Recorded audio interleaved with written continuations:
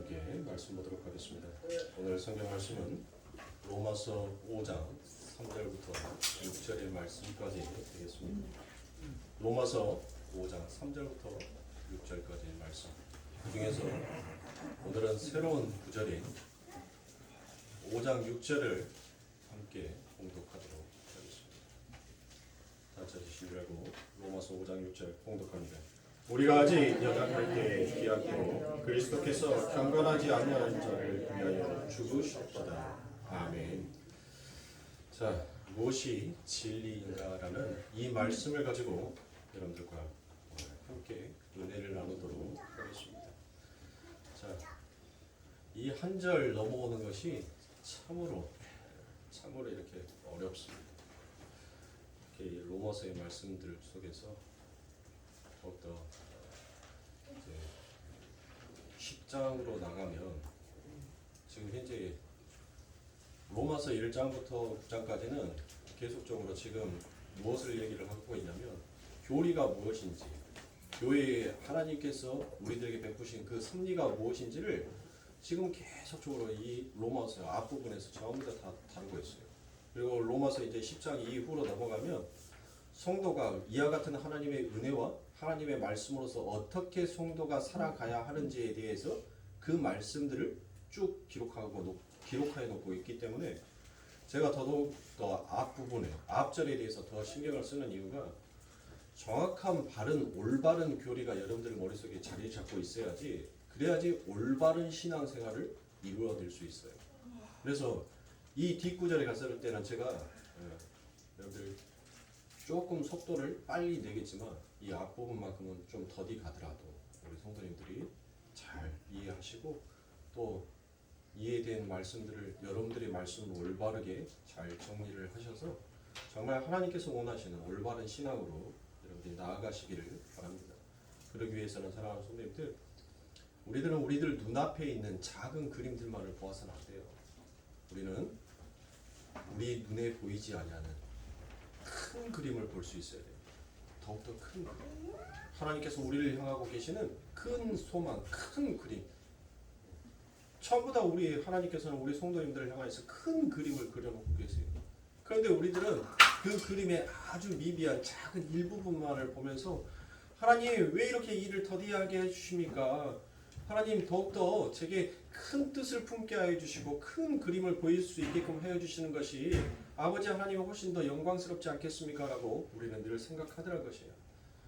그러니까 이런 우리들의 올바르지 못한 신앙관이 어디에서부터 우리가 이런 생각들을 갖게 되었는가라는 것을 한번 살펴보니까 여러분들 과연 어디에서부터 우리의 신앙생활이 그런 것들을 찾게 만들었을까라는 생각을 하게 됩니다.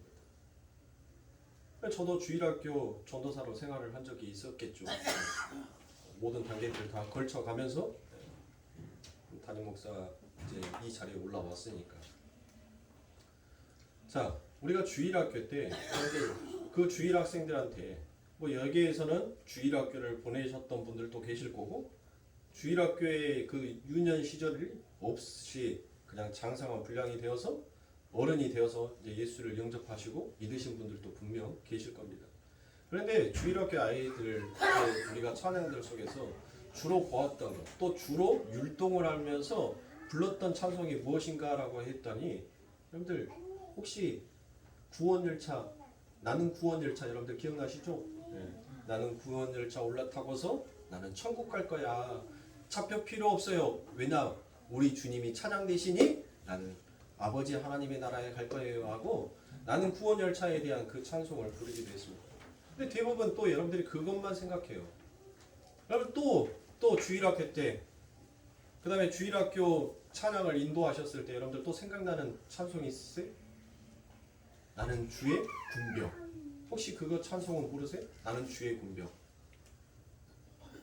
나는 진군하는 보병이나 나는 포를 쏘는 포병이나 나는 공중을 나는 공군이 아니어도 나는 주의 군병. 혹시 그 찬송 그 모르세요? 아, 모르시구나. 안 다녀오셨어요. 그러니까 예수님을 일찍 영접하는 것도 복입니다. 근데 자 보세요.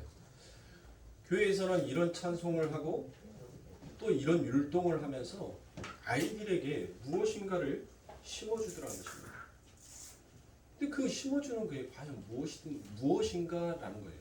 그게 지금 말하고 싶어하는 그 진리가 과연 무엇이냐는 거예요. 나는 주의 군병이 되어서 싸워야 한다.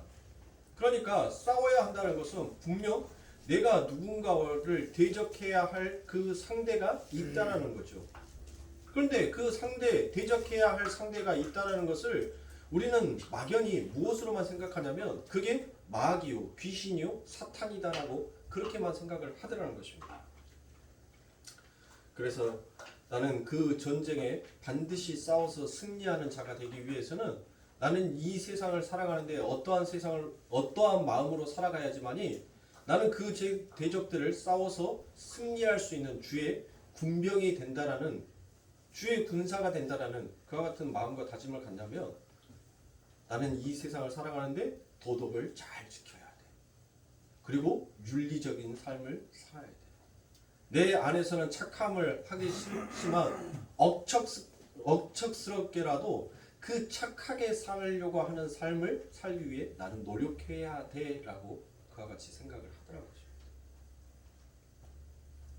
형들 한번 생각해 보세요. 내가 도덕적으로, 내가 윤리적으로, 내가 남에게 피해를 주지 않냐고 정말 착하게 살아가는 것. 그게 진짜 귀신을 이기는 것이고 마귀를 이기는 것이고 사탄을 이기는 것일까요? 그러면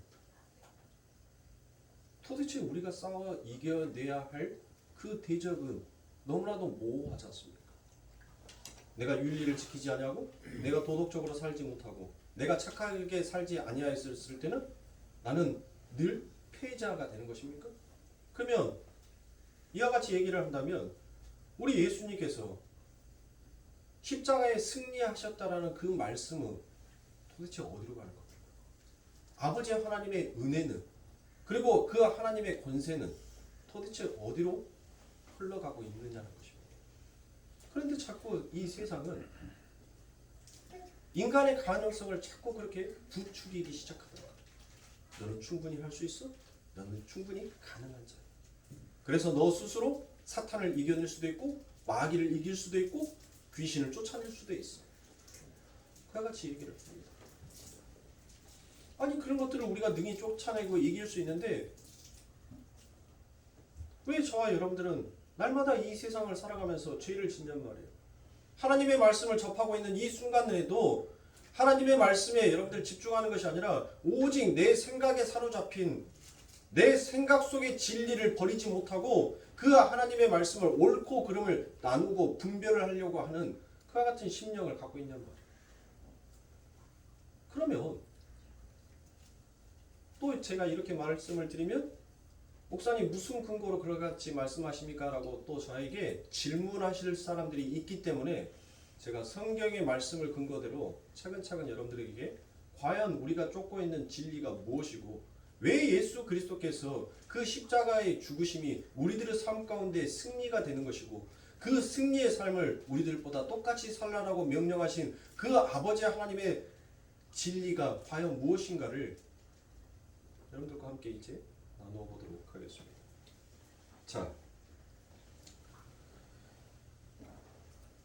성경이 말한 대로 세상이 그런 나를 감당하지 못할 것으로 생각했고 하나님은 그런 나를 기뻐할 거고 그로 말미암아 큰 칭찬을 받을 사람이 될 거라는 그런 유아적인 기대와 마음이 우리들 안에 늘 간직되어 있습니다. 그런데 성경을 보니까 세상이 감당할 수 없는 주의 군병들의 모습이 너무나도 현실적으로 그려져 있습니다. 그런데 우리가 생각해왔던 그 기대와는 너무나도 다르더라는 것이죠. 자, 히브리서 11장 35절부터 38절의 말씀 제가 읽어드리도록 하겠습니다.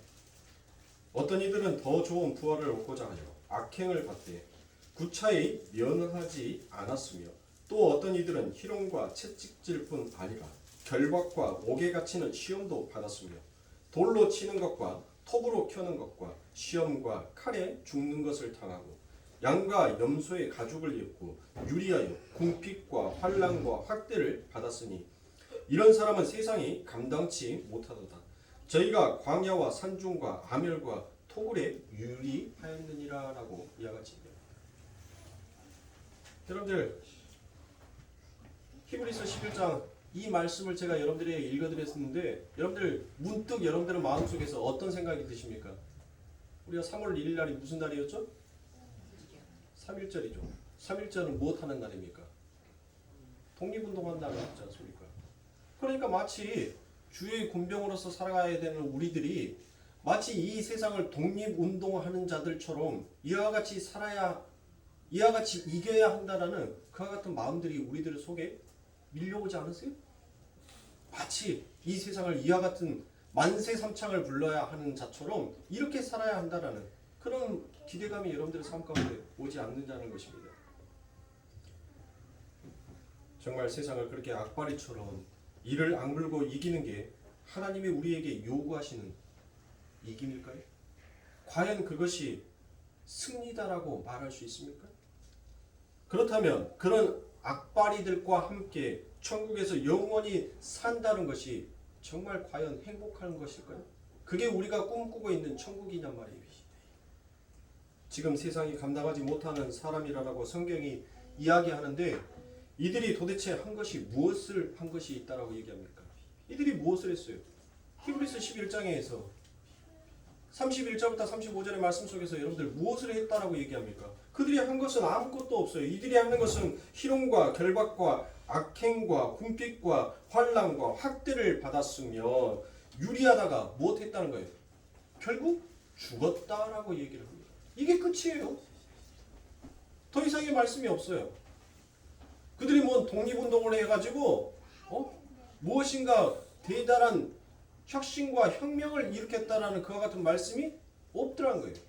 그들은 결국 이 세상 가운데서 결국 그들이 당한 것은 희롱과 결박과 악행과 궁핍과 환난과 학대를 받으면서 유리하다가 죽었다라고 그와 같이 끝을 맺습니다. 도대체 뭐를 이겼다는 말이 한 군데도 없어요. 그냥 한마디로 해서 하나님의 주의 군병들은 이 세상 가운데 와서 무엇했다는 거예요? 그냥 맞아 죽었다라는 것밖에 없는 것입니다. 그랬더니 하나님께서 그들의 오른손을 번쩍 들어주며 무엇이다라고 얘기합니까? 이것이 바로 내가 원하는 주의 군병이다 라고 그들에게 승리의 승종고의 나팔을 불러주시더란 것입니다. 그러니까 세상의 성도들의 삶은 세상에서 외롭고 고립되고 희롱을 당하다가 결국은 이 세상에 맞아 죽는 것으로 가게끔 되어 있더라는 것입니다. 그렇다면 성도가 주의 군병이 되어서 과연 싸워야 할 대상이 누구냐는 것이에요. 우리가 싸워야 할 대상이 있을 거 아닙니까? 그 싸워야 할 대상이 누구예요? 그게 바로 내 밖에 있는 것이 아니라 바로 나란 거예요. 나와 싸워서 이겨야 한다는 것이에요. 우리 성도님들이 여러분들의 마음에 평안이 찾아올 때와 여러분들의 마음에 심령이 괴로워질 때 어떨 때입니까? 어떨 때 여러분들의 마음이 편안해지시고 어쩔 때 여러분들의 마음이 괴로워지시냐고, 어쩔 때 화가 나시냐고. 내 생각으로 가득 찬 욕심이 여러분들 안에서 작용이 될 때마다 남보다 쟤보다는 내가 더 잘나야 돼. 쟤보다는 내가 더 유명해야 돼. 쟤보다는 내가 더 예뻐야 돼. 이와 같은 욕심이 생길 때마다 여러분들 내 안에서 분리가 일어나기 시작한다는 것이에요. 그러니까 결국 우리는 그것을 자꾸 무엇으로 얘기합니까? 내 바깥에 있는 것으로 원인 제공을 그 밖에서 찾더란 것이에요. 근데 그 원인 제공은 바로 누구예요? 나예요. 나로부터 시작이 되는 거예요. 나. 세상이 아니라 나란 말이에요. 나. 내 스스로가 비교하였기 때문에 그 모든 환경이라든지 내 삶에 주어지는 모든 것들이 전부 다 무엇으로 느껴지냐면 그것으로 인하여서 내가 마치 그것을 싸워서 이겨야 하는 대상으로 여기지만 결국 그 대상의 진짜 원인은 내 안에 존재하고 있다는 것이에요. 그래서 하나님께서는 패역한 이스라엘 백성들에게 무엇이다라고 얘기합니다. 우리 하나님께서 자주 쓰시는 말씀이 있어요. 구약에서. 뭐예요? 너희는 목이 곧은 백성이다. 그와 같이 얘기를 한단 말이에요. 목이 곧은 백성이다라고 그와 같이 얘기해요. 그러면 사랑하는 성도님들 한번 보세요. 동물의 왕국 여러분들 많이 보셨을 거예요. 목이 곧은 짐승이 뭡니까? 목이 곧은 짐승. 독이 올라오면 목이 곧아지는 짐승이 있죠. 그게 뭐예요? 뱀이에요, 뱀. 그러니까 하나님께서는 당신의 백성들을 향하여서 무엇이다라고 얘기합니까? 너희들 뱀처럼 그렇게 강교하게 목이 곧아진처럼 곧은 자처럼 그렇게 살지 말라는 거예요. 그 곧아져 있는 목을 꺾으라는 겁니다. 그 머리를 숙이라는 거예요. 그래서 하나님께서는 이 구약에 심심치 아니하게 목이 곧은 패역한 나의 백성이여라는 그와 같은 말씀을 합니다. 뱀 얘기하니까 또 여러분들의 귀가 약간 좀 쫑긋하시는 것 같은데 잘 들으세요. 어느 목사도 이 뱀에 관련되어 있는 이야기를 잘 하려고 하지 않습니다. 왜요? 자칫 잘못 해석을 하면 오해하기 십상이니까. 그런데 성경의 정확한 명확한 근거를 가지고 말씀을 드린다면 여러분들 굳이 이 말씀을 피해야 할 이유가 없어요. 왜 피합니까? 성경은 그대로 얘기를 하고 있는데. 아니 목이 곧은 짐승이 뭐예요? 뱀이잖아요, 뱀. 그러니까 하나님께서는 패역한 이스라엘 백성들에게 무엇이다라고 얘기하냐면 너희들 뱀이야, 뱀. 창세기 3장 1절에서 하나님께서 그 뱀에게 뭐라고 얘기합니까? 창세기 3장 1절에 보면 하나님께서 만든 짐승들 중에서 가장 강교한 것이 뱀이었더라라고 그와 같이 얘기합니다. 인간이 여러분들 얼마나 강교합니까? 사람처럼 강교한 자들이 없어요. 자신의 이익과 자신의 유익을 위해서는 여러분들 세치도 안 되는 이 혀로 얼마나 사람들을 죽이고 얼마나 사람들을 살리고 그 모든 간사함을 그 안에 전부 다 담고 있다는 것이에요. 그래서 당신은 그 당신의 사랑으로 당신의 백성의 도고로는 목을 하나님께서는 꺾어버리시기 위하여서 그들을 어디로 데리고 가는 겁니까? 광야로 데리고 가잖아요. 우리의 옛날에 그 말이 있어요. 정말 화가 나서 살인을 하고 싶을 정도로 그렇게 화가 났었을 때 마음에다가 뭐를 3번 새기라고 얘기합니까? 참을인자 3번을 새기면 살인도 면한다라는 말이 있죠.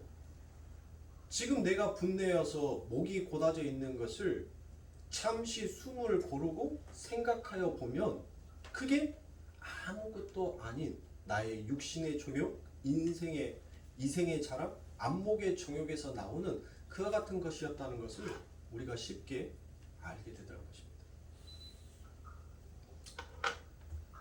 그래서 하나님께서는 당신의 백성들을, 목이 곧아져 있는 당신의 백성들을 하나님께서 무엇 하셔야 돼요? 그들을 죽이셔야 됩니까? 죽이시는 것이 당신의 백성을, 당신의 자녀를 죽이는 것이 하나님이세요? 아니죠. 하나님께서는 당신의 백성들을 살려내셔야 합니다. 그래서 그들의 곧아져 있는 목이 한풀 꺾어질 수 있게끔 그들을 광야의 길로 인도하십니다. 그리고 그 광야의 길에서 이제 목이 무엇해졌어요? 아, 하나님, 내가 하나님 앞에 원망하고 분내며 하나님 앞에 나의 모든 것들을 호소하며 탄식했던 그 모든 것들이 하나님 나의 욕심에서 비롯되었음을 하나님 이제 내가 알게 되었습니다라고 우리의 목이 무엇해졌을 때, 부드러워졌었을 때 하나님께서는 거기에다가 하나님의 사랑을 부어버릴 것이에요. 그 하나님의 사랑이 부어지는데 그게 바로 뭐예요? 우리는 다른 말로 그것을 하나님께서 우리를 구원하셨다라고 말할 수 있는 것입니다. 그래서 주님께서는 당신을 쫓는 제자들에게 내 멍에를 메고 나를 쫓으라라고 그와 같이 얘기합니다. 여러분들 멍에가 뭡니까? 멍에. 이 멍에는 소의 목에다가 걸어서 소가 자기 마음대로 가지 못하게끔 하는 것이 그게 멍에지요. 그러니까 이 멍에는 목을 장악하는 장치였단 말이에요. 우리가 300km나 나가는 성도님들 한번 봐보세요. 300kg나 나가는 그 소를 기껏 인간이 52kg밖에 안 되는 이 목사가 그 소를 끌고 가려면 끌려갑니까? 소가 뒷발질하면은 짜만치 떨어져서 나갈. 근데 그 소의 목에다가 멍에를 딱 씌워놓고 52kg밖에 안 되는 이 쬐까란 몸이 300kg나 되는 그 소를 가자 하고 줄 하나 딱 당기니까 뭐 하더란 거예요? 아무 소리 못하고 가더란 것이에요. 그게 바로 멍에인 것입니다. 즉 하나님께서는 너희들의 삶 가운데 그 멍에를 메고라는 말은 지금 제가 무엇이다라고 얘기를 했어요. 목을 제어하는 장치다라고 얘기했죠. 자, 그 말은 우리 예수님께서 느닷없이 내 멍에를 메고라는 느닷없이 예수님이 하신 말씀이 아니에요. 예수님께서는 이 땅에 오셔서 구약에 있는 모든 율법의 말씀을 가져다가 예수님께서는 세상 사람들이 그 다음에 하나님을 믿는 선민들이 정말 이해하기 쉽게끔 설명하여 주신 거예요. 다시. 그러면 이 멍에는 뭐냐라고 얘기하면 히브리 사람들에 있어서 결혼의 풍습들 속에서 하나가 바로 반드시 신랑이 신부와 결혼하기 위해서는 신랑은 그 신부에게 예물처럼 뭐를 줘야 하냐면 여러분들 빙패물 들어보셨죠? 빙패물. 네. 이 빙패물을 줘야 돼요. 이 빙패물은 무엇으로 만드냐 하면 이 신랑이 10드라크마로 해서 그것을 목걸이를 만들어서 그 신부 목에 걸어주는 것이에요. 그러니까 여러분들 어때요? 그 한 드라크마를 잊어버린 여자가 못합니까? 정신없이 찾는다라는 그 말씀이 나오잖아요. 결국 그 말은 무엇이에요? 그 신랑이 그 신부에게 주었던 그 빙패물, 목에 거는 그 멍에와 같은 그 목걸이를 주었다는 것은 나는 이것을 당신이 준 것을 소중하게 간직하고 내가 만약 이것을 하나라도 잃어버리게 되면 나는 당신에게 소박을 맞아도 나는 결코 할 말이 없는 자입니다라는 것을 하나의 증거예요. 즉, 이 빙패물은 히브리 사람들의 연합관을 얘기하는 거죠. 남자와 여자가 어떻게 연합이 되는지. 즉, 이 빙패물이라는 것은 다른 말로 신약에서 멍에라라고 얘기하는 것은 여러분들 결국 무슨 뜻이 있냐면 신부는 자신의 목을 꺾어서 그러니까 자신이 요구하는 그 모든 욕심을 전부 다 내버리고 무조건 나는 신랑에게 순종하겠습니다라는 히브리식 연합관이 바로 이 빙패물의 안에 담겨져 있는 것이죠. 그러면 더 넓은 의미로 여러분들 우리 예수님께서 내 멍에를 메고 나를 쫓으라라고 말씀하시는 것은 뭐예요? 바로 신랑이신 그 예수 그리스도께서 신부인 그 교회에게 요구하시는 것이 그거의 무엇이고 그리고 그 요구에 의해서 그 신부는 그 신랑이 준 그 구원에 의해서 어떻게 그 신랑과 연합이 되는 자로 살게 될 것인지를 말해주는 것이 그게 바로 빙패물 안에 담겨져 있는 의미이고 우리 예수님께서 내 멍에를 메고 나를 쫓으라라고 말씀하신 말의 진인 것입니다. 결국 신랑과 신부는 못해야 되는 거예요. 하나로 연합이 되어야 된다는 거예요. 하나로 연합. 그런데 신부가 거기에서 자기의 의견을 내거나 자기의 목소리를 내거나 그하면 결코 여러분들 연합이 돼요? 연합될 수가 없는 것입니다. 하나가 될 수가 없는 거예요. 이렇게 이 역사를 살아가는 하늘의 성도들은 신랑이신 예수님께 완전히 의존하고 복종되는 자로 죽어야 한다는 것을 얘기합니다. 그러면 죽는다는 것이 뭐예요? 그게 바로 자기를 부인하는 삶이잖아요. 자기를 내려놓는 삶이잖아요. 자기의 의견을 내려놓고 자기의 생각을 내려놓고 자기의 뜻과 계획을 내려놓고 신랑이신 예수 그리스도 당신은 무조건 당신이 하는 생각과 당신이 하는 말과 당신이 계획한 모든 것은 내 인생에 있어서 언제나 옳음이요 진리입니다라고 가는 것이 그게 교회의 신부의 삶이라는 것입니다. 그것이 바로 내 안에서 선악과 탐욕은 뱀이 죽는 것이고 그렇게 뱀이 죽고 나니까 내 안에 계신 그 하나님을 절대 의존하는 의존자로 그 하나님을 모시고 섬길 수 있게 되더란 것입니다. 그렇게 내 머리를 휘감고 있는 하나님이 그때 예수님이 요한복음 마지막에 말씀하시죠. 그 하나님의 목걸이가 내 목을 부러뜨리는 현실을 그대로 경험하게 하는 것이 바로 신앙생활이다라고 그와 같이 얘기합니다. 그러면 여러분들 창세기의 말씀을 여러분들이 다 알고 계십니까? 창세기 3장에서 여러분들 드디어 하나님의 심판의 이야기가 등장을 합니다. 그 뱀이 무엇을 얘기합니까? 무엇을? 그 뱀의 메시지가 뭐예요? 그 뱀이 하나님의 창조하신 그 사람에게 가서 던진 메시지가 뭐였냐고요? 선악과죠. 네. 그래 하나님 될 것이자죠. 그건 뭐예요? 야, 너 왜 바보처럼 하나님의 말씀에 절대 순종하는 자로 살려고 해? 너에게도 가능성이 있어. 너에게도 힘이 있단 말이야. 너도 이 세상을 통치하고 다스릴 수 있는 그런 능력이 네 안에도 있어. 그런 지혜가 있어 라고 이 뱀이 그렇게 메시지를 던졌단 말이야. 그런 메시지. 그래서 하나님 앞에 절대 순종하여 바보처럼 살지 마가 바로 그게 선악과 안에 담겨져 있는 메시지인 것입니다. 그래서 하나님께서는 그거를 꺾어버리시는 거예요. 그거를 우리들의 삶 가운데 꺾어버리는 겁니다. 완전히 하나님 앞에 납작 엎드려서 그 아버지 하나님만을 바라볼 수 있는 자로 만들어가는 것이 그게 바로 우리가 걷고 있는 이 신앙생활이고 그 최종적인 결론이 바로 아버지 하나님의 자녀로 택함을 받더라라는 것입니다.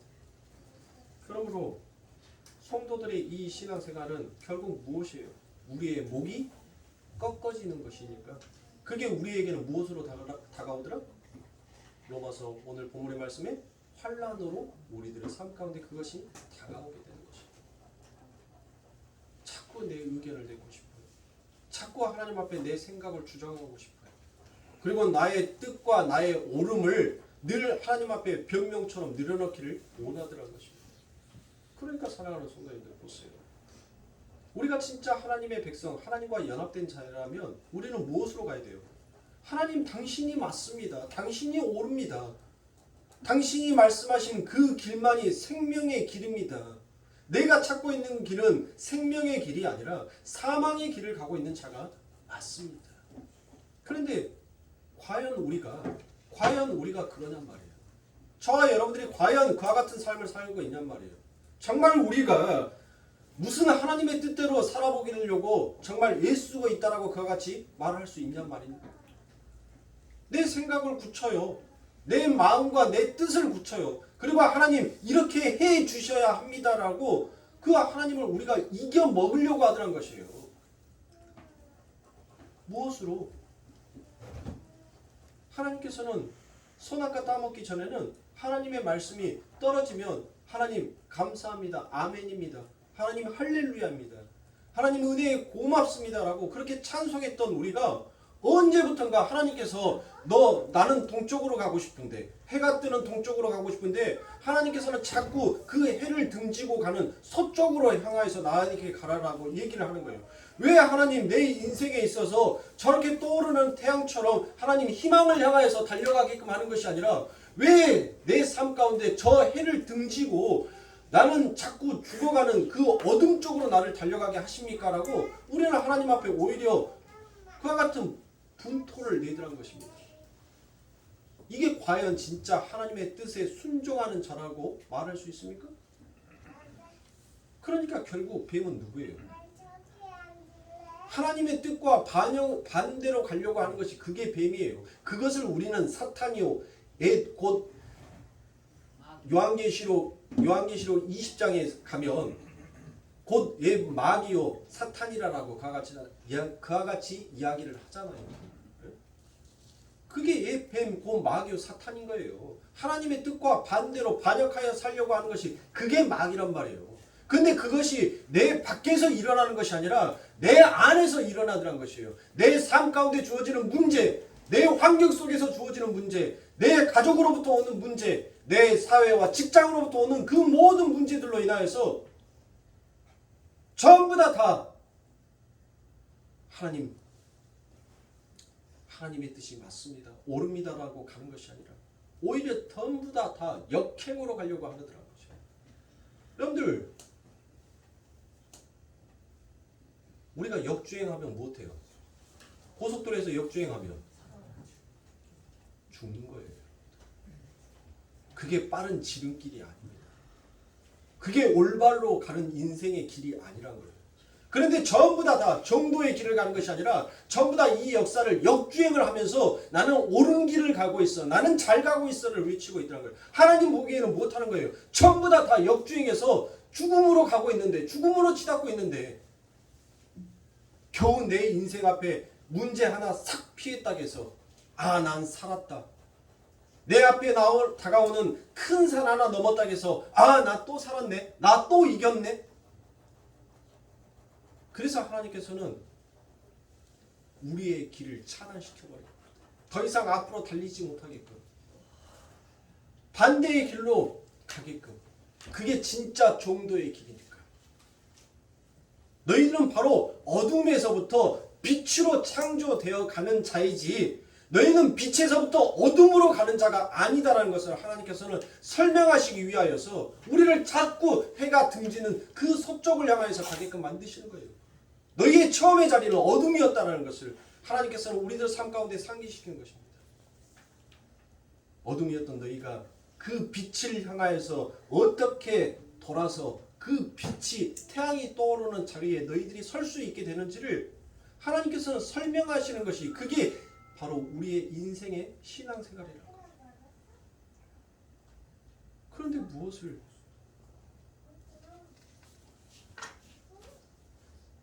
우리가 하나님 앞에 무엇을 요구할 수 있냔 말입니다. 여러분들, 제가 군대에 있었을 때, 우리 군대에 다들 갔다 오신 분들도 계실 거니까, 군대에 가면 여러분들 진지구축이라고, 저는 참 하나님의 은혜로 총 한 번도 쏘보지 않은 날라리 군대를 갔다 온 사람이기도 합니다. 그래서 진지를 구축하는 데 가면 여러분들 산 중턱에 이렇게 올라가요. 산 중턱에 올라가서 열심히 이제 보병들이 와가지고 땅을 팝니다. 땅을 파요. 그래서 저는 어느 정도 진지가 다 구축되어 있었을 때 마지막으로 순찰하듯이 갑니다. 그러면은 전부 다 산에서 삽 들고 있는 군인들이 전부 다 밑에 내려와가지고 받들어 삽하고 있어요. 받들어 총을 해야 되는데 지금 들고 있는 것은 뭐 들고 있어요? 삽 들고 있으니까 받들어 삽하고 있어요. 이렇게. 그러면은 성판에 불 들어온 차가 쭉 지나갑니다. 그리고 난 다음에 군단장이 내려서 뭐 순시하고 있을 때 저는 뚫레뚫레 동기들 뭐 하고 있는가 갖고 봐보면 징그러서 그 위에를 못 올라가요. 왜냐면은 이맘때 이제 봄 3월달이 정도 되면은 이제 5월달에 훈련들이 있으니까 이 3월 이렇게 이제 해동이 되어가는 시기에 이제 땅이 좀 축축해지는 이 시기 때 땅을 파가지고 진지를 구축을 하면, 여러분들 땅 파면 그 안에서 뭐가 나오냐면 뭐 나올까요? 뱀 나와요. 뱀이 스물스물 나와요. 근데 강원도는 여러분들 뱀이 나오면 한 마리 두 마리 나오는 것이 아니라 한 구덩이에서 나오면 막 5, 6마리가 뭉탱이로 해갖고 우르르 나옵니다. 그러면은 전부 다 뭐 하고 있냐면 그 삽 머리 갖고 그 뱀 뭐 할까요? 전부 다 삽으로 뱀 찍어요. 뱀. 그러니까 뱀을 찍으니까 몸통도 짜개지고 머리도 쪼개지고 전부 다 그 산 밑에 내려가는 길은 진지 구축하는 위쪽은 깨끗한데 밑에 쪽은 전부 다 군인들이 뭐 하는 거예요? 징그러우니까 발로 툭툭 차고 삽으로 툭툭 밀어가지고 전부 다 밑에 쪽은 뱀밖에 없어요. 뱀 시체를. 그러니까 올라가면은 뱀이 인자 갓 죽어가지고 입을 열었다가 닫았다가 열었다 닫았다. 아니 모가지 없는 뱀이 꿈틀꿈틀 계속 이렇게 움직여요. 꿈틀꿈틀. 네? 그렇게 꿈틀꿈틀 막 움직인단 말이에요. 여러분들, 뱀탕 좋아하는 사람이랑 환장을 하고 그 뱀 집어다가 탕 끓여 먹을지는 모르겠지만 보편적인 사람은 어때요? 징그러우니까 안 보이는 쪽에다가 여러분들 툭툭 치울 거 아닙니까? 그러면 군의관이 올라오면서 사단장 올라온다 하면 잠깐만 5분만 있다가 올라오라고 얘기합니다. 그리고 이제 죽어요. 이제 보병들은 포크레인 됩니다. 땅 파! 해가지고 땅 파고 난 다음에 뱀을 가져다가 그 땅 파놓은 데다가 전부 다 묻어가지고 땅으로 딱 다져놓습니다. 그리고 거기에서 뱀이 혹시라도 기 나온 놈이 있을까봐 삽들과 한 명이 맨 이등병이 거기에 서 있어요. 맨 막둥이가 딱. 여러분 보세요. 우리가 그와 같이 목이 곧은 뱀이었단 말이에요. 그러면 하나님께서 우리들을 어떻게 하시겠어요? 우리가 그렇게 목이 곧은 뱀이었고 늘 하나님의 말씀 앞에 반역한 자였는데 역으로 가는 우리들이었는데 그러면 그 하나님께서 지금 그 하나님의 손에 삽이 들려 있다면 그 하나님께서는 그 뱀을 보고 어떻게 하시겠냐는 거예요. 우리 하나님이 뱀이 좋아서 아이고 몸보신할 거 잡았다 하고 그걸로 뱀탕 끓여 먹을까요? 아니겠죠. 우리들과 똑같이 그 십자가 그 사물을 가지고 그 뱀을 찍어 죽일 거 아닙니까? 바로 우리가 그와 같은 자란 말이에요. 그 아버지 하나님께서 그 삽으로 우리의 목을 자르고 우리의 몸통을 자른다 하더라도 우리는 그저 할 말이 없는 자예요. 그런데 그 아버지 하나님의 사랑이 그렇게 목이 곧아져서 독이 가득한 우리들을 하나님께서 못하신 겁니다. 안아버리신 거예요. 그 예수 그리스도께서 우리가 예수 그리스도의 발 뒤꿈치를 물므로 인하여서 그 예수 그리스도가 죽으시고 그 예수 그리스도의 죽으심이 결국 우리의 뱀의 머리를 무엇한 거예요? 잘라버린 겁니다. 그 뱀의 머리를 잘라버리고 이제 무엇하는 거예요? 아니 이제 목이 없는 몸통만 남은 우리가 되어버렸단 말이에요. 그런데 거기에 아버지 하나님의 사랑이 하나님의 능력이 하나님의 언약의 성취의 그 권세가 그 예수 그리스도를 부활하심으로 다시 살려내시고 이제 목이 잘려버린 그와 같은 아버지 하나님의 백성들에게 예수 그리스도라는 그 머리를 우리들에게 붙여주심으로 인하여서 우리가 이제 진짜 산 자가 되었어요. 구원받은 자가 되었다는 것입니다.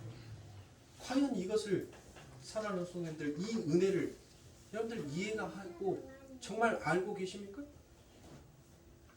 그런데 우리가 하나님을 향하여서 원망과 분노와 탄식과 그 하나님을 향하여서 모욕과 조롱의 그와 같은 말을 과히 할 수 있냐는 것이에요.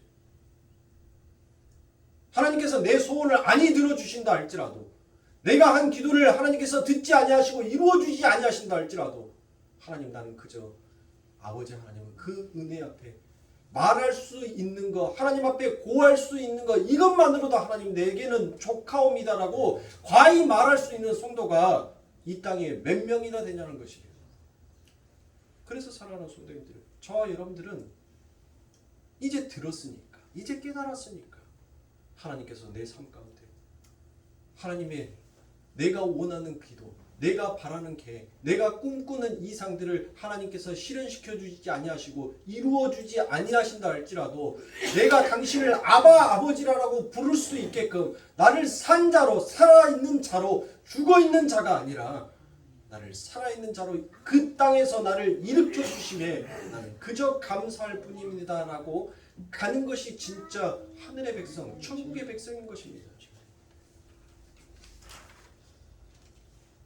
그래서 그와 같은 구원의 현실을 바울은 너무나도 명확하게 잘 표현하고 있는 것이 바로 로마서 5장 8절의 말씀입니다. 우리가 아직 죄인 되었을 때 그러니까 우리가 아직 죄인 되었다는 것은 뭐예요? 우리가 아직 뱀이었었을 때 마귀였고 사탄이었었을 때 그때 우리 아버지 하나님께서 무엇했다는 겁니까? 그리스도께서 우리를 위하여 내가 뱀이었고 하나님과 늘 반역자였는데도 그리스도께서 우리를 위하여 죽으심으로 하나님께서 우리에게 대한 자기의 사랑을 확증하셨느니라 라고 그와 같이 말씀하셨습니다. 언제 죽으셨어요?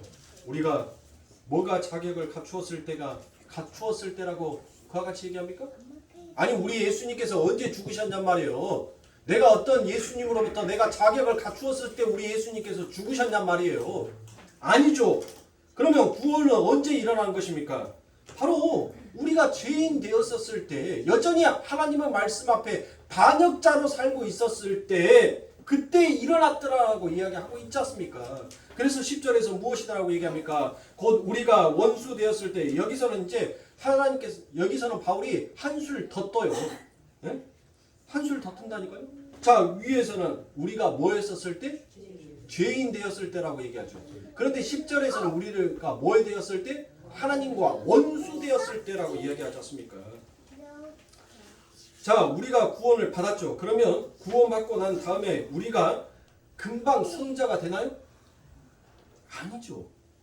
그런데 우리가 그 꼴을 보면서 늘 불안해하잖아요. 내가 하나님의 말씀에 성자로 서야 하는데 날마다 죄 짓고 날마다 하나님의 말씀 앞에 반역하는 자로 살아가고 있다는 그 말 앞에 우리는 늘 불안하단 말이에요. 늘 의심을 해요. 내가 받은 구원에 대한 현실을 늘 부정하려고 하더란 것이에요. 이렇게 해가지고 과연 내가 과연 그 하나님으로부터 구원받은 자, 정말 하나님 앞에 양자 택한 자가 맞을까라는 그런 불안 안에 늘 사로잡더란 거예요. 내 이런 신앙으로. 그렇죠? 자, 그런데 하나님께서는 무엇 하셨다는 것입니까? 하나님께서는 자기 아들을 죽여서 너희를 구원했다라고 같이 얘기해요. 자, 지금 그분이 살아나셨고 그들도 지금 구원된 상태다라고 그와 같이 얘기합니다. 그의 살리심이 너희와 함께 있는데 왜 자꾸 너희들의 그 모습만 보고 있느냐라고, 왜 너희들의 그 모습을 보고 자꾸 실망하느냐라고 지금 사도가 그렇게 묻고 있는 거예요. 자, 즉 이 말을 여러분들 더 간단하게 제가 해석해 드리면 무슨 말이냐면, 아니 너희가 뱀 새끼였을 때도 내가 너희들을 구원했는데 이제 너희들을 살려놨는데 너희가 뭐 내 앞에서 조금 실수를 한다고 내가 너희들을 다시 지옥 보내겠느냐, 이 뜻이에요. 이 뜻. 로마서 5장 8절과 10절을 제가 방금 읽어드렸던 이 말씀이 바로 이 뜻이란 말이에요. 하나님의 구원은 절대 변개하지 아니한다는 거예요. 너희들이 뭘 하나님 앞에서 죄를 짓고 죄를 안 짓고 그런 것이 중요한 것이 아니라 너희가 얼마나 죄인이었다는 것을, 그것을 너희가 알고 있다면 그것으로 너희의 구원을 취소하고 그것으로 너희들을 천국 보내고 지옥 보내고 그것을 내가 하지 아니하겠다는 것이에요. 그런데 왜 너희들은 그런 거 가지고 너희들의 육신의 행위를 가지고 왜 불안해하냐는 거예요. 내가 너희들을 나와 죄인 되었고 원수 되었을 때도 나는 너희들을 위해서 죽었는데 왜 자꾸 너희들은 너희들의 그 행위를 보면서 왜 자꾸 실망하냐는 거예요. 구원이 누구에서부터 났느냐라고 묻는 것입니다. 너희의 행위냐 하나님의 선물이냐라고 묻고 있는 것이에요. 그러면 우리는 다 알고 있잖아요. 구원은 하나님으로부터 오는 선물이다라는 사실을. 그러면 여러분들은 무엇 하시지 말아야 돼요? 여러분들은 실망하실 필요가 없어요. 여러분들의 삶 가운데서는 제가 지난 시간에도 여러분들에게 말씀드렸던 것처럼 창세기에서 첫째 날, 둘째 날, 셋째 날 제가 이걸 가지고 말씀을 드렸죠. 여러분들의 삶은 그와 같이 분리가 일어나게끔 되어 있단 말이에요. 반드시 분리가 일어나요. 하나님의 백성들에게는. 그리고 그 분리가 일어남으로 인하여서 반드시 하나님께서 창조하여 내고 싶어하는, 하나님이 보시기에 심히 아름다웠다라는 그 상태로 여러분들의 삶이 채워져 가게끔 되어 있더라는 것이에요. 그것을 성도가 이 땅에서 겪어가는 거예요. 그러니 여러분들이 신앙생활을 하면서 수없이 많은 숱한 실수들을 할 수 있어요. 그런데 그 실수들을 가지고 여러분들 실망하실 필요가 없다는 말이에요.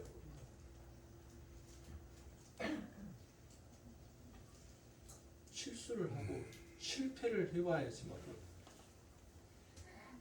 진짜 성공이 무엇인지를 알 수 있는 것입니다. 그래서 사랑하는 성도님들, 성경은 처음보다 다 우리를 무엇이다라고 부르냐면 너희들 왕같은 제사장이다라고 그와 같이 우리를 부르고 있지 않습니까? 그 말은 무슨 말이에요? 너희들이 하늘의 왕이라는 거예요. 너희가 하늘의 왕이다라는 거예요. 하늘의 왕인 너희들이 어찌 그 하늘에서 이 땅을 내려다보면서 이 땅에 있는 그 작은 것에 너희들이 연연하는 거예요. 여러분들 우리가 제주도 가는 비행기 타고 상공을 쭉 올라가죠. 쭉 올라가면 여러분들 어때요? 그 비행기가 강주공항을 이륙해서 쭉 상공으로 이렇게 올라가서 자기 이제 그 경로를 찾아서 갈 때 여러분들 땅에 붙어 있을 때는 여러분들 어때요? 내가 땅에 붙어서 걸어 다니거나 버스를 타고 다니거나 운전을 하고 갈 때 이 강주가 여러분들 굉장히 큰 도시처럼 보이잖아요. 그런데 막상 하늘에서 뚝 떠가지고 광주를 쳐다보니까 뭐예요? 에게게 에게게 이것밖에 안 돼? 요것밖에 안 보여? 벌써 광주 끝이네? 야 벌써 나주야. 광주 어디 갔어? 아무리 하늘에서 쳐다봐도 광주는 보이지도 않더란 거예요. 근데 우리가 땅에 있을 때, 땅에 갇혀 있을 때는 뭐예요? 이 광주가 얼마나 크게 보입니까? 얼마나 넓게 보이냐고요. 네? 지금 하나님께서는 무엇이다라고 얘기하는 거예요? 우리들에게 너희는 하늘의 왕이다라고 얘기하는 거예요. 하늘의 왕이 어찌 땅에 있는 거 가지고 자꾸 실망하며 좌절하며 그곳으로 너희들이 자꾸 무너지려고 하느냐는 거예요. 사랑하는 성도님들, 하늘을 보세요. 내게 부어지는 하나님의 그 은혜가, 내게 주어지는 하나님께서 구원의 그 성취가 무엇인지를 우리 성도님들 그것을 깨달으시란 말이에요. 그게 진짜 진리인 거예요. 그것을 진리를 갈구하고 진리를 찾아가는 길인 것입니다. 그러니까 사랑하는 성도님들, 이 땅에서 인간의 가능성을 이야기하는 것은 전부 다 가짜 선지자예요. 다 가짜인 것입니다. 다 가짜.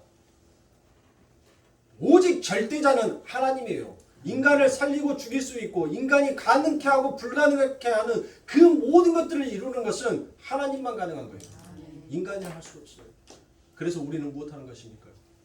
자꾸 하나님 앞에 기도로 나아가는 거예요. 나는 할 수 없으니까. 능력이 많으신 아버지 하나님께서는 충분히 이 일을 하실 수 있으니까 하나님의 뜻을, 하나님의 계획을 내 삶 가운데 전진시켜 주시옵소서. 여기서 멈추지 말고 하나님 계속 아버지 하나님의 그 뜻을 내 삶 가운데서 이루어 주시옵소서라고 우리는 그래서 기도로 전진해 나아가는 거예요. 그렇게 세상에서 분리의 상태가 일어나니 여러분들 하나님은 하나님의 라인, 하나님의 사람들이 어떻게 되더란 것이에요. 아벨이 어떻게 됐어요? 아벨이 이 땅에서 뭐 한 거 없어요. 그냥 세상에 의해서 맞아 죽더란 것입니다. 그런데 그 세상은 무엇하더라고요? 세상은 가인의 라인은 무엇해요? 가인의 라인은 아니 아벨은 비리비리 아무것도 해놓은 것이 없어서 여러분들 농사를 짓는데 그 농기구를 누구한테 빌리러 가요? 가인의 후손들에게 야 농기구 좀 빌려줘. 내가 새 낼게. 사용료 낼게. 이게 아벨이에요. 아벨. 근데 가인은 무엇하냐면 이 세상에서 자꾸 인간의 행위, 인간의 발전을, 인간의 가능성을 자꾸 부여하니까 이 가인들은 무엇을 이 땅에서 만들어 놓습니까? 결국 농업과 과학과 기술과 예술, 심지어 미모까지도 만들어내더란 것이에요. 아벨의 라인에서 여러분들, 아벨 라인 쪽의 여자들은 못생겼어요. 가인 쪽 라인의 여자들은 흠모할 만큼 예뻐요. 예쁘다니까요. 여러분들 예쁜 여자들은 언제든지 폭력을 행사할 수 있어요. 예쁜 여자들은 언제든지 폭력을 행사할 수 있다니까요. 예쁜 여자들의 여러분들 그 힘이 뭐예요? 그래요. 얼굴이 힘이에요. 얼굴이. 그래서 남자들이 그 얼굴 앞에 사죽을 못 쓰는 거예요. 힘을 못 쓰는 거예요. 힘을. 못생긴 여자는 무기예요. 무기. 근데 우리 교회는 못생긴 여자가 한 명도 없네. 전부 다 미모만 갖추고 있는 사람들만 있어서. 이쁜데 보세요. 이 세상을 주관하는 가인의 후손들은 여러분들 그렇게 세상에 뛰어난 이름으로 자기의 이름을 들여내며 살아갑니다. 그런데 그 가인도 하나님께서는 무엇하더란 거예요? 하나님께서는 당신의 백성 진짜 하늘의 진리를 쫓아서 갈 수 있게끔 그들을 살려두시더라고요. 그래서 하나님께서는 무엇합니까? 창세기 4장에 넘어가면 여러분들 가인을 죽인 자는 여러분들 무엇이더라고 얘기해요. 가인을 죽인 자는 벌이 7배인데 쭉 내려가서 창세기 4장 24절에 가면 라임을 죽인 자는 벌이 77배다라고 그와 같이 얘기해요. 그러니까 여러분들 이 이야기는 뭐예요? 이 이야기는 죄가 완전히 사라지는 것이 아니라 죄의 점진성을 말하는 거예요. 그 죄가 줄어드는 것이 아니라 그 죄가 얼마나 점점 커져가는지를 하나님께서 말씀해 주시는 거예요. 그러니까 이 세상이 착하고 아름답고 뭐 행복하고 그런 아름다운 세상 여러분들 꿈꾸지 말라니까요. 하나님께서는 이미 창세기에다가 이 세상의 죄의 점진성이 죄의 확산성이 어떻게 갈 것인지를 하나님께서는 이미 말씀해 놓고 있어요. 그러니까 이 세상은 누구의 라인이에요? 가인의 라인이잖아요. 가인의 라인은 결국 그 죄가 줄어드는 것이 아니라 그 죄가 점점 더 확산되더란 것이에요. 그래서 하나님께서는 가인의 죄는 비록 7배이지만 자 창세기 4장 24절입니다. 가인을 위하여 벌이 7배일진데 라멕을 위하여는 벌이 77배이로다 하였더라. 자, 이 말이 뭔 말이에요? 이 말이 방금 제가 설명해 드린 악의 확신성, 점진성을 말하고 있는 것입니다.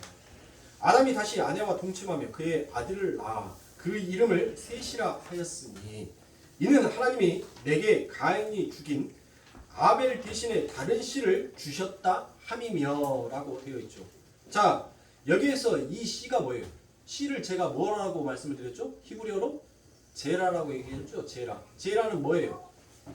후손, 아들. 근데 그 아들을 누구를 얘기하는 거예요? 바로 예수를 얘기하더란 것입니다.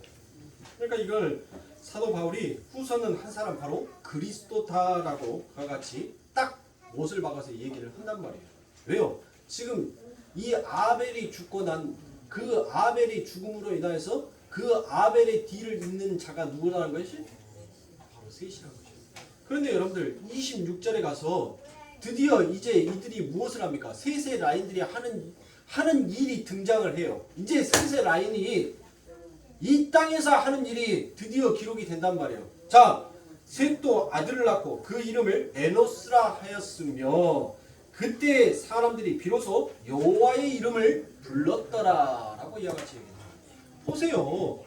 하나님의 백성들이 이 땅에서 해야 할 일은 뭐예요? 여러분들이 과학을 발전시키고 문명을 발전시키고 내 미모를 위하여서 턱을 깎고 보톡스를 맞고 주름을 펴는 이런 것이 아니라 하나님의 라인의 사람들은 무엇을 한다고요? 여호와의 이름, 하나님의 이름, 예수의 이름을 부르더라는 것이에요. 이게 바로 하나님의 라인, 하나님의 백성, 하나님의 사람들이 하는 일이란 말이에요. 그러니까 우리들이 이 일을 하기가 얼마나 힘드냐고요. 여러분들이 목이 고다져 있었을 때 과히 여러분들 주여라는 그 말이 여러분들 입에서 나옵니까? 18이라는 이 말이 나오지 누가 주여라는 이 말이 나와요. 에? 여러분들이 화나있을 때 새끼 개 하고 이렇게 말이 나오지 에? 누가 하나님 여호와여 라는 이 말이 나오냔 말이에요. 그래서 우리들에게 환난인 거예요. 왜요? 너희들의 입에는 그 말을 하는 것이 아니라 바로 나 여호와의 이름 예수의 이름을 부르는 자로 너희들은 이 땅을 살아야 한다는 것이에요. 너희는 목이 고다진 자가 아니라 너희는 목이 느슨하여진 자이기에 절대 독사처럼 목을 곧게 하여서 세상 가인의 라인이 부르는 그 이름을 부르는 것이 아니라 너희들은 하나님의 이름을 부르는 자다라고 하나님께서는 지금 말씀하고 있는 것이에요. 그러므로 사랑하는 성도님들 이 세상을 살아갈 때 여러분들 여러분들이 어느 쪽에 더 가까이 서 있는지를 보시면 내가 받은 하나님의 구원의 은혜가 얼마나 감사하는지를 여러분들은 다시 한번 생각하게 될 거예요. 목이 느슨할 때가 많습니까? 목이 고다질 때가 많습니까? 한번 일주일 동안 여러분들 살아보세요. 그리고 내가 목이 몇 번 고다져 있는지 내 손가락을 다른 데다 쏘놓으면 잊어보니까 내 손가락에다가 하나씩 하나씩 깨물어 갖고 여러분들 흔적을 남겨보세요. 네? 얼마나 내가 목이 고든 자로 살 때가 얼마나 많은지. 그럼에도 불구하고 하나님께서 나를 그 십자가로 나를 내리쳐서 나를 죽이지 아니하시고 여전히 내게 은혜 베푸시고 사랑 베푸시고 하나님은 우리들에게 복 주시기를 원하시는 그 하나님의 마음을 여러분들 깊이 한번 깨달아 보시라고. 그런 아름답고 복된 여러분들의 사순절이 되시고 또 그런 마음으로 일주일을 여러분들 승리하면서 살아가시기 바랍니다. 살아가시기 바랍니다. 제가 이 뱀이라는 말을 정말 여러분들이 오해하지 아니하고 누가 들어도 이 부분에 대해서 반박하지 아니하게끔 설명하기 위해서 정말 고심을 많이 했습니다. 그런데 계속적으로 이 이야기들을 말씀을 쭉쭉 전개해 나갈 건데 잘 들으시고 내가 받은 은혜가 얼마나 값진 은혜인지 우리가 불렀던 찬송가 300장처럼 그 은혜가 내게 족하다라는 그 찬송처럼 일주일을 그리고 여러분들의 신앙생활을 그렇게 살아가시길 주님의 이름으로 축원합니다. 기도하겠습니다.